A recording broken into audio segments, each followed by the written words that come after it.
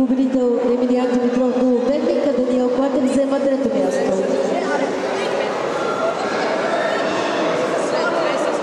Максим Селимски, Катана Велико Търново и Даниел Тимов Никол Товарна. Тук са следвани центрима, играят срещу всеки. И след това започваме финали от всички категории.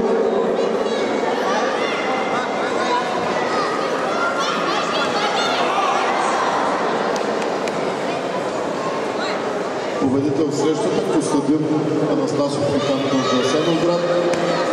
Следваща среща да излиза Виктор Иванов от Русе, бял пояс и Робърт Демченко Никол Товарна, червен пояс. Да се готвят Владимир Петков Доджо Силистра и Михаил Балташки Саншин Варна.